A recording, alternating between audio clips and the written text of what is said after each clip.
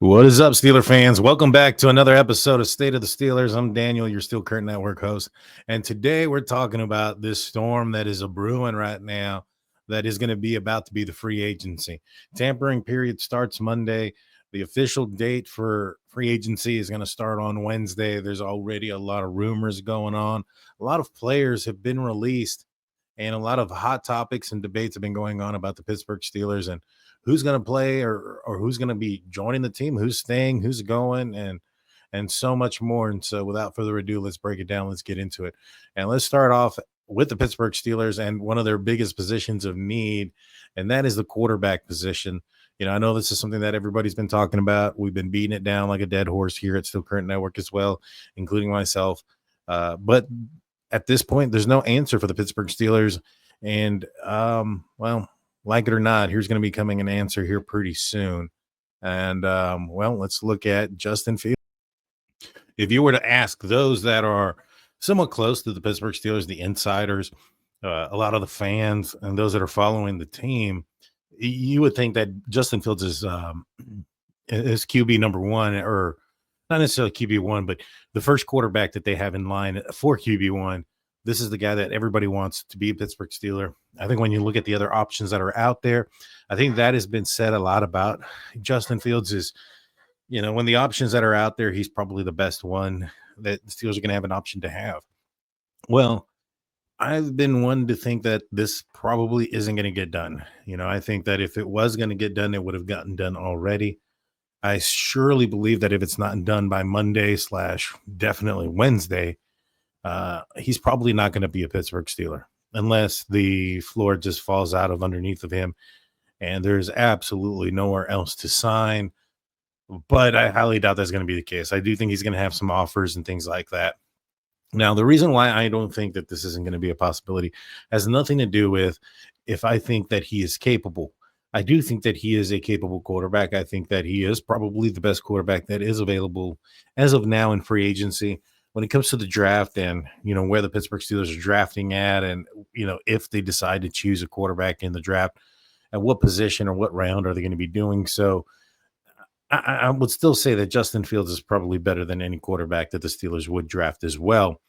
But it hasn't happened yet, and I think that the reasons why I say that it's concerning is because although the tampering period hasn't started yet, I would be a fool to believe that nobody's contacted Justin Fields' agent and they haven't had those conversations about what it would take to, pique his interest, get him to wait until the tampering period starts, those type of conversations.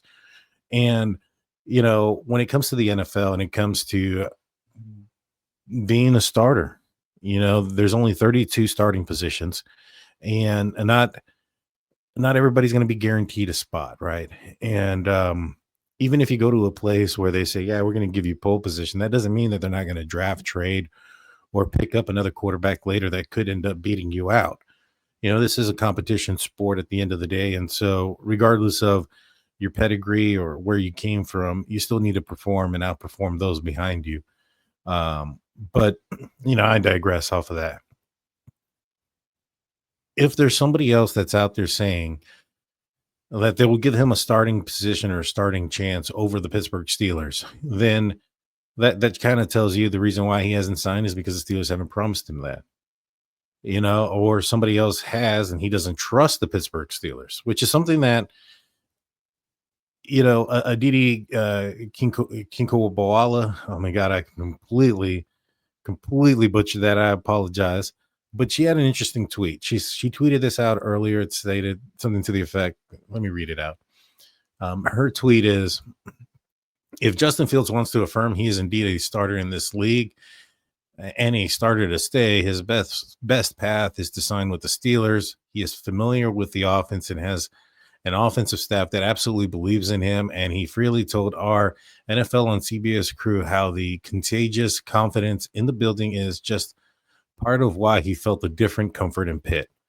The impediments, as I'm told them, one is there is a market for him and he could chase money.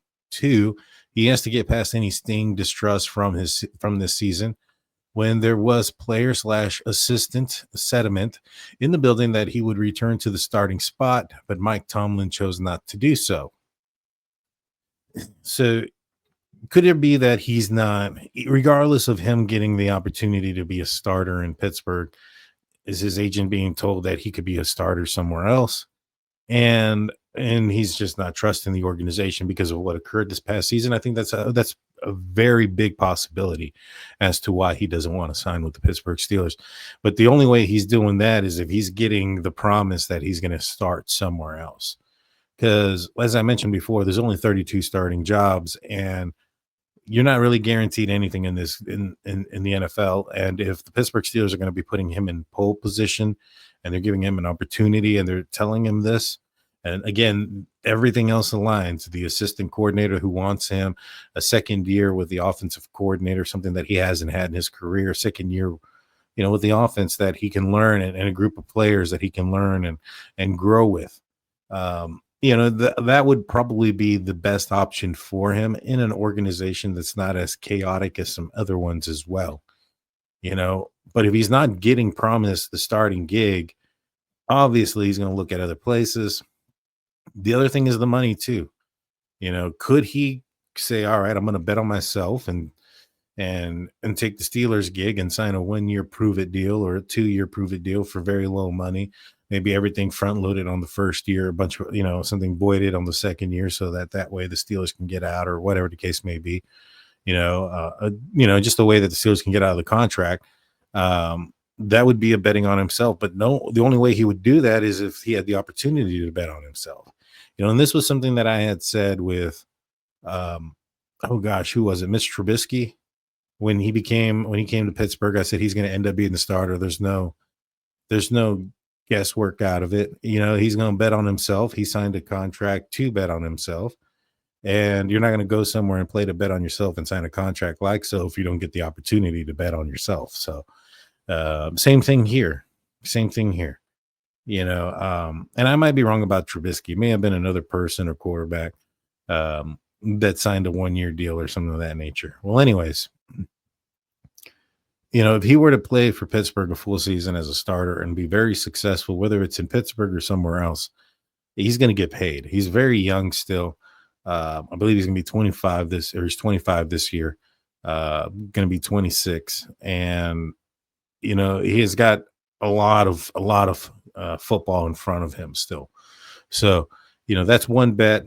Chasing the money. I mean, somebody might offer him some money out there, but he could end up being a backup. I mean, if you chase the starting position and you actually believe in yourself and think that you can fulfill that position, the money's going to come. So you just want to find yourself in a position so that way you can become the starter. The starters in the NFL make bank. I mean, let's just face it, especially if you're not on your rookie contract. And I don't really buy this. You don't want to end up being a journeyman going from one place to another, blah, blah, blah, blah, blah. I mean, the same thing was said about Kirk Cousins and him being franchise tagged and then moved from one place to another, etc. He was playing for a bunch of 1-year deals. So even if that's with Pittsburgh and getting franchise and all that other stuff, although probably not the route you want to go, it's not a route that's impossible or not a route that has never been gone before in the past. But Justin Fields, I mean, there's been a lot of rumors that he might be going to Seattle, the Jets. I mean, Seattle just got rid of Geno Smith. He ended up being traded to the Las Vegas Raiders, which I'll be honest, I'm not too thrilled about because that was a location that I thought maybe perhaps Russell Wilson was going to. And not that I'm like, I hate Russell Wilson. I don't want to put that out there. I just don't think it's in the bag anymore. I think it's he's 37, 38 years old now. His game of being able to run around and extend the play, it can't be the same anymore. I mean, even Ben Roethlisberger had to change his game. Ben Roethlisberger, he was able to hold on to the ball and make things happen with his legs and being hard to tackle and force things down the field or make things down the field put a lot of pressure on defenses down the field because of his ability to, get outside of the pocket, create plays out of nowhere and do some amazing things. But as Ben began to age and his body wasn't able to take the hits like he used to. Steelers had to adjust. That's why they got Todd Haley, so they can get an offense in there for him to adapt. So that way he can put some extra seasons in, at the end of his career, which they were able to do so by throwing it shorter. They ended up becoming prolific with it. But in order for it to have worked, Ben had to have been okay with adjusting. And he became a very good quarterback, throwing the ball fairly quickly. I mean, I think at one point he had the ball out of his hands in like 2.5 seconds or something like that, something crazy. Maybe even less than that. That wasn't what we had heard about early on in Ben's career, yet this is where we're at this point.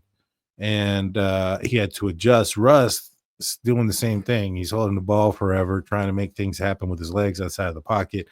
He's not the biggest person to already to begin with.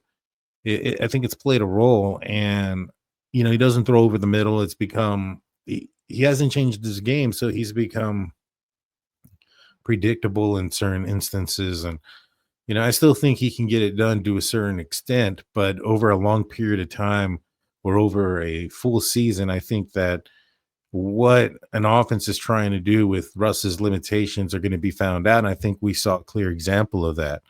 Early on when Russ was in the game, or early on in the season when Russ was in the game, he did well. I mean, we saw some pretty exciting games from him, but as the season progressed, then defenses and NFL teams got tape on him and film and started to learn what, his likes and dislikes within the Arthur Smith offense.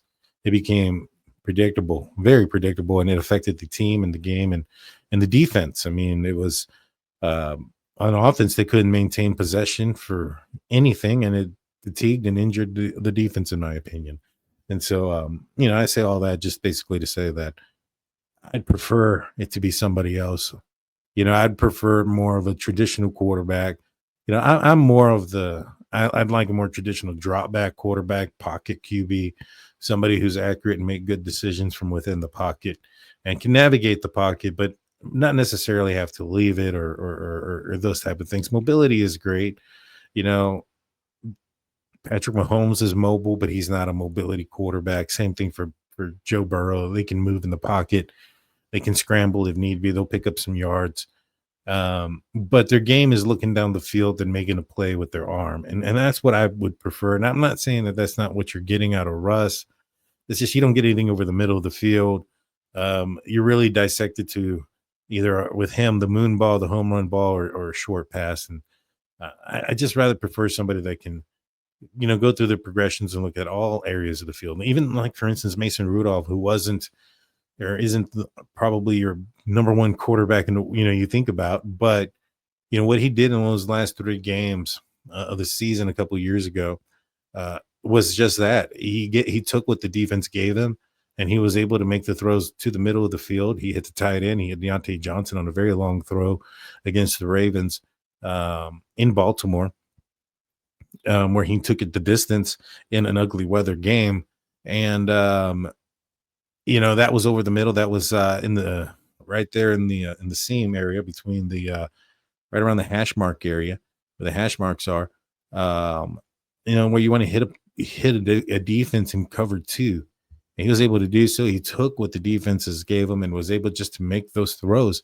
He didn't fit anything in a tight window necessarily. He didn't make a throw where he was looking one direction and threw it across his body, and it was amazing. He didn't have to throw a 90-yard bomb or any of those type of things to be successful. He just took what the defenses gave him, but he was also able to make the throws in every part of the field. And I think that that's kind of what I'm hoping we find eventually. At the very least, the mobility aspect is a plus. I mean, if the guy can move and run and do those type of things, then that's great. But I would prefer somebody who has the traits of throwing the ball first. And, with Justin Fields, his throwing the ball aspect just wasn't impressive to me.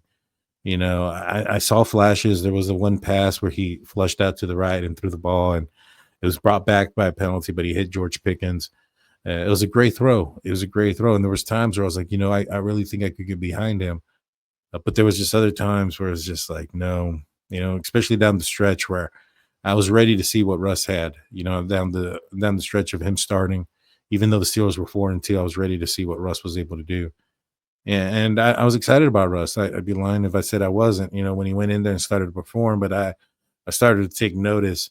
And by the end, before the postseason, the last couple of games, seeing how fatigued the defense was and how inept the offense was and how they were falling apart, I just felt like Russell Wilson probably isn't the leader that maybe the Steelers need right now.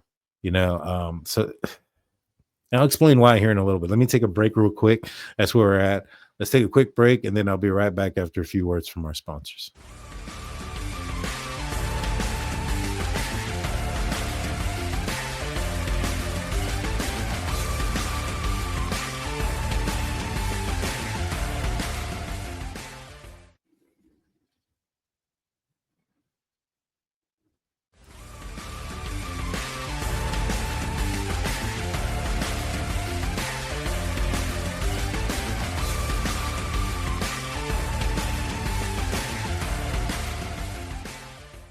Hey, check it out. Thank you for sticking with us, and thank you for still being here. Before we get back into the conversation, I would remind you guys of our website, stillcurrentnetwork.com, your one-stop shop for Pittsburgh Steelers news and coverage. Go check that out. When you get done listening to this, you can get caught up to your up-to-the-minute breaking news on the Pittsburgh Steelers. If something breaks and you want to know the real news about it, you're going to find it out there first, stillcurrentnetwork.com. All right. So with that being said, let's get back into conversation. Now, like what I was saying about before, when I said that, Russell Wilson maybe isn't the quarterback that was needed, is that for the last few years, over the middle throws have been something that was non-existent, right? Hitting the tight end a lot, non-existent.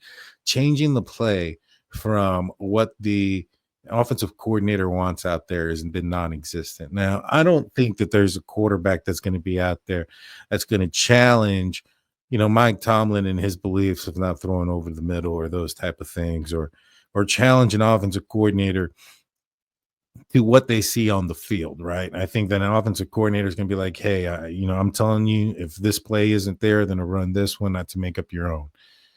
Except for just maybe Aaron Rodgers. Now, I'm not looking at Aaron Rodgers as he being the guy. I'm not even hoping that he's a Pittsburgh Steeler at this point. But what I will say is I think that he's probably one of the few guys who would be able to change the play if need be, who would be able to have the confidence of throwing over the middle of the field. Somebody who I think that Mike Tomlin wouldn't challenge as much in that manner. And I just think and look back to Russell Wilson as being the ultimate team player. And I just don't think he'd stand up to a coach if the coach told him, hey, I don't care what you see. I don't want you to trust what you see, trust what we tell you, type of mentality. Because the last few years, that's what it's been, regardless of who's the coordinator or who's the head coach. I mean, who's the quarterback? I apologize. Head coach has been the same. Going back to Ben, and I know that a lot of people are probably thinking, well, Ben wouldn't have taken that, but I think he may have. I mean, at the end of his career, it seems like they were ready to move on from him, and he kind of stayed on a little bit longer than maybe even Mike Tomlin wanted him to stay. It sounded like Tomlin and Kevin Colbert were ready to move on from Ben Roethlisberger maybe a year or two prior to Ben being ready to go. And, you know, is it possible? We already know he took a much, lower paycheck than what even the Steelers probably anticipated. They offered him a low ball pay cut for him to come back that final year that he did. And I don't think they were expecting him to, but he ended up taking it and coming back and handcuffing the Steelers a little bit. I'm also going to say that his offensive line probably was more of the handcuff in that season than anything else. And you also pair that with Matt Canada. It was not a great, it's not a great formula for success. That offensive line, Ben Roethlisberger's last year, as far as mobility goes and ability, and then you look at the offensive coordinator at Matt Canada, it was a formula for an absolute horrible offense, which at most of the time it really wasn't the greatest. I mean, it was the defense that was keeping the Pittsburgh Steelers around and alive in those games. But I digress. I think that when you look at it, I think maybe perhaps a guy like Aaron Rodgers would hold that you know, that command that, hey, I trust what I see. If I see this formation, I'm going to move this and these persons here and there and this, that, and run the play in the manner that he wants. Now, I know maybe perhaps there's more to it as far as them not allowing or maybe not preferring that Russell Wilson do it as much or at all. And that may have been because of the players around him. I mean, we all saw George Pickens kind of frowning and, some of the things that he's done, the crap that he does sometimes on the sideline. One of the interceptions, he wasn't where he was supposed to be. Maybe they're afraid that if Russ is changing plays and changing things that they're not ready for, that you're going to end up finding the offense or some players in the wrong place, which it's a valid point. I mean, we've seen a couple of times over the past few years, whether it be two offensive tackles who are pooling and running into each other or two receivers running into each other in the middle of the field. We've seen that happen. So maybe there's a little bit of sense to the madness, so to speak, method to the madness when it comes to that. But I just think that when you have somebody like an Aaron Rodgers in the huddle, George Pickens, the antics, they're probably aren't going to be very well taken from a guy like that. He's also the guy that throws the ball, and he can really make or break somebody's career that way. George Pickens likes him. I personally don't think it's going to happen. I don't think he's the right guy for it. I think he's a little bit too old and things like that. But I think that if you're looking for the Steelers to be successful this year, having a guy that's able to have that confidence, or the Steelers have the confidence in that guy to change the play if need be, trust his eyes, uh, be that authoritative figure, be that leader, so that they can kind of control those, antics, so to speak, the prima donnas, the conceitedness out of the group. I think you're looking at a guy like him. Now, the guy like him comes with a lot of problems too. And so, I mean, it's not like he's left in good spirit, so to speak, out of the last two places. It seems like there's been quite a bit of controversy and drama surrounding him over the last few years. And in the Pittsburgh Steelers and Pittsburgh, the Steelers team in general has been a drama-filled team for a few years now. Do you want to add that to it? I mean, there's a lot of cons that go with it as well. Like I said, I'm talking about this being an option. I'm not necessarily saying I'm all for it. I'm just thinking that it could end up being a plausible option in the end. Because those people are right. Outside of Justin Fields, the market isn't very full of options, so to speak. But we'll see. We'll find out. My take is, if it's not done by Monday, I really doubt it's getting done. I think Monday we're finding out where Justin Fields is going to sign, whether it's with Pittsburgh or somewhere else. But that tampering period is going to be a tell. Russell Wilson, like I said earlier, Geno Smith got traded to the Vegas Raiders. I was hoping Russ was going to go there, so that's one less spot. Russ did say that he was, trying to really focus in on getting back with Pittsburgh. So it seems like on his plate that's the where he wants to go at least. I know there was some speculation that he might have wanted to go to Vegas last year, and Pete Carroll being there this year, that's more incentive. Well, that's out the door. That is out the door. We no telling where he'll end up being now. Probably end up in Pittsburgh. I have a feeling that's going to be the case. But if that ends up being the case, right, if the Steelers don't go after somebody who they really have that much confidence in, the convention and Rodgers, maybe it's because they're setting themselves up for a quarterback in the future, maybe in the following year's draft, not this year's. A couple of things that have gone around the league. I know a lot of folks are looking at DK Metcalf because he is he's requested a trade.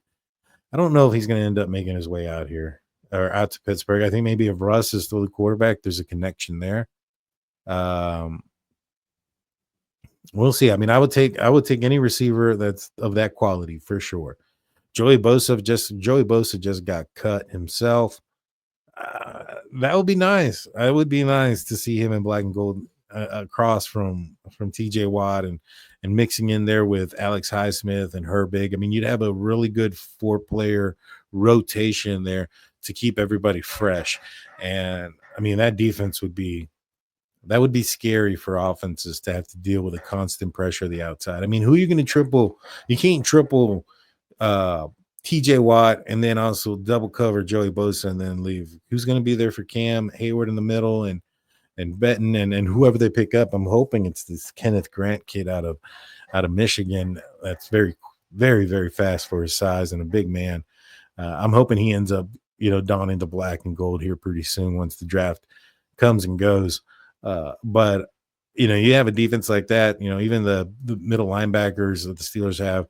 I know they didn't have the greatest of years last year, but I think that if Peyton Wilson can just take it up one more step, have that jump, and also take on that green dot, which he was the backup green dot. I think he was on Christian Kuntz's podcast, and he mentioned that he's the backup green dot guy. If something were to have happened to Patrick Queen last year, at the end of the year, it was going to be Wilson with the green dot. If he can take over the realms and allow Patrick Queen to just kind of play freely out there, I think that's going to do wonders for this defense. A pickup in the middle, add a Bosa. I mean, I don't really think the Steelers need it. I mean, Highsmith and Herbig, they're amazing. They're good. You pick up another inside guy there, you're going to cause some problems. But if the Steelers were to pick up a Bosa, that'd be insane. I just doubt it. I highly doubt it. I don't think the Steelers are going to pay that much money. They got to pay TJ Watt. He's about the same age as Bosa, just a year older. I think, no, they're about the same age actually. And, Steelers have to worry about paying that man first.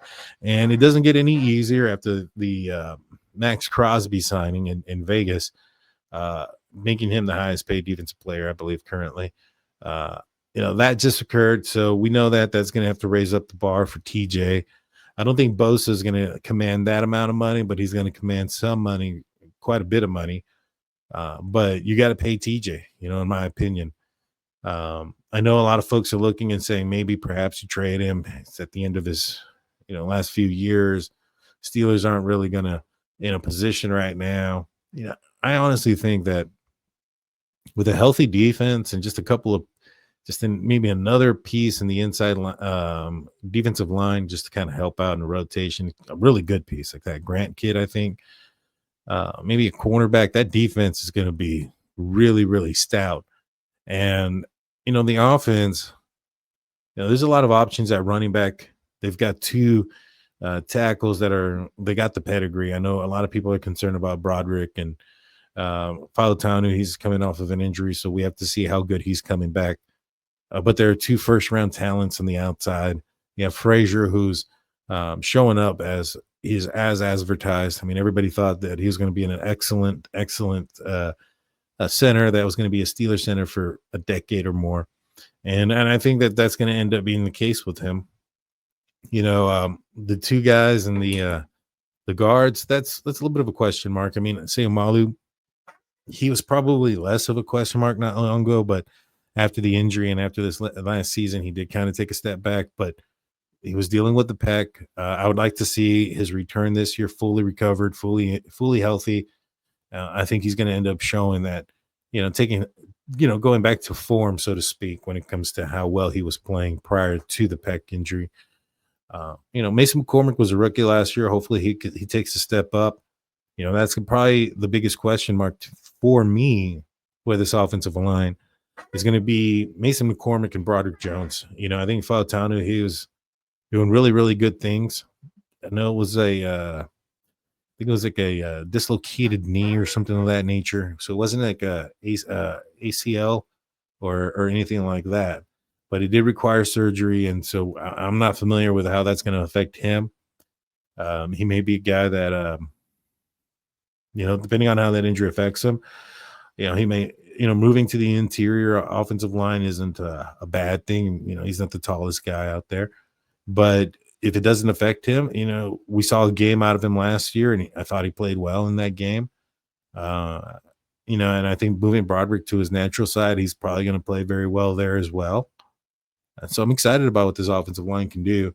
The running back position, I think Jalen Warren is going to be it's going to have a future for the Pittsburgh Steelers. I know he's still I don't think the Steelers have tendered him yet or have placed a uh, anything on him as far as because he's a restricted free agent this year. Um, I know they're going to go into the draft. There's some good running backs there. They pick up one of these good running backs. You pick up a receiver. I mean, you're just a quarterback away at this point. And, this year's draft maybe isn't the best year for quarterbacks, but I'm hearing a lot of good things about next year's draft. And I know it's probably not the best thing to talk about next year's draft when this year's draft hasn't happened yet. But when you're talking about that position and that position being the quarterback position and how, last time the Steelers were in a draft where the quarterbacks probably weren't looked at as being the best quarterback draft, and Steelers go up there at 20 and still draft Kenny Pickett, first quarterback taken. That kind of makes you cautious, feel a little bit nervous about going into another draft. Now, I wouldn't be opposed to a guy like Tyler Shock. I know a lot of people are talking about him. He kind of fits the build that I was talking about earlier, a pocket quarterback, has some wheels. He ran a 4.6 at the combine, so he can move. Taller guy, 6'5", bigger guy. He's had some injuries in his collegiate career. He's older, so he's probably going to push him down a little bit. When you combine the two, he's probably going to be a second, third round. I mean, I would have said third, fourth, but a lot of people are talking about him, so he might creep up into the second round. I'm hoping third, fourth round still, because I think if he lasts there, he might end up finding his way to being a Pittsburgh Steeler. And, a lot of people think, or me personally, I think as well, if you have a quarterback big there, tall guy, can see over the line, you're probably going to get some throws over the middle. He's played a lot of games in college, so he's probably ready. He's probably ready. I think he'd be the most ready quarterback in the draft to start, game one. I'm not saying he has the highest ceiling, but he probably has the highest floor right now. And you never know. I wouldn't be opposed to drafting him. I don't think I'd start him nowhere near do anything like that. You'd have to get another quarterback out there. Rooney mentioned bringing in a quarterback that would your backup to be something similar to your starter so that the offense doesn't have to change too much. You don't want a very mobile backup quarterback and a non-mobile starting quarterback or vice versa. And so maybe that's why you bring in maybe a Mason Rudolph or somebody like that. He was also 6'4", 6'5", and more of your pocket passer to kind of mentor a Tyler Shock, if that's your goal for this year. I mean, goal could be next year at quarterback. I wouldn't be opposed to it. Planning for Manning, I'm starting that as a thing. And lastly, the last thing I want to say too is on the defense side that I was talking about. I know I traversed back into the offense, but going back, and Hargrave is available in that interior defensive line. I wouldn't mind bringing him back. I thought he was great. I thought it was a mistake that the Steelers let him go. I thought it was a mistake when they let him go. I was hoping they would keep him. I thought he was going to be a huge contributor for the Pittsburgh Steelers. From what I understand, they try to keep him. 49ers just came in with a lot more money to offer to him. Or was it the Eagles? It was one of those teams. I know he ended up with the 49. It was the Eagles that had offered him way more money than the Pittsburgh Steelers were willing to. He's on the open market. Let's say, go get him. Go get him. That's all I got for you guys today. Please give us a 5-star rating, like, subscribe, do all those things, share this content. I'll be back on Monday on The Hangover on the Steel Curtain Network YouTube side. Till next time, peace.